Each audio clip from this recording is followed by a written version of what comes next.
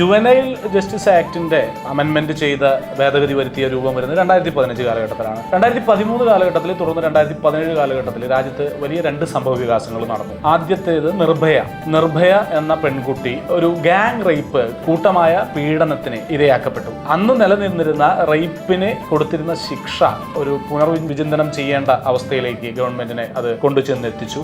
അതിലെ ഒരു കുറ്റവാളി അല്ലെങ്കിൽ കുറ്റം ആരോപിക്കപ്പെട്ട വ്യക്തി എന്ന് പറയുന്നത് ഈ നിയമം പൊരുത്തപ്പെടാത്ത കുട്ടി എന്ന് വിളിക്കപ്പെടാൻ അർഹതയുള്ള 18 വയസ്സിന് താഴെയുള്ള വ്യക്തിയായിരുന്നു. മറ്റെല്ലാവരെയും വധശിക്ഷയ്ക്ക് വിധിക്കപ്പെടുന്ന ഒരവസ്ഥയിൽ അതിൽ ഒരു വ്യക്തി തടവിലിരിക്കുമ്പോൾ തന്നെ ആത്മഹത്യ ചെയ്യുകയോ മറ്റോ ഉണ്ടായി. മറ്റെല്ലാവരെയും വധശിക്ഷയ്ക്ക് വിധേയരാക്കുമ്പോൾ ശിക്ഷാ വിധിക്ക് ശേഷം ഈ കുട്ടിയെ ഒരു റീഫോർമേറ്റീവ് രീതി അനുസരിച്ച് ഒരു NGOക്കൊപ്പം സൈൻ ചെയ്ത് അവനെ വിട്ട് അവന്റെ ഐഡന്റിറ്റി വെളിപ്പെടുത്താതെ ആ പ്രിവിലേജ് കൊടുത്തു. പക്ഷേ ദൗർഭാഗ്യകരം, സങ്കടകരം എന്ന് പറയട്ടെ, ഈ കുട്ടിയാണ് ഇവരുടെ പ്രൈവറ്റ് പാർട്സിലടക്കം വലിയ മുറിവേൽപ്പിക്കുന്ന രീതിയിൽ ഈ പെൺകുട്ടിയോട് അതികഠിനമായിട്ട് ഉപദ്രവം നടത്തിയിട്ടുള്ളത്.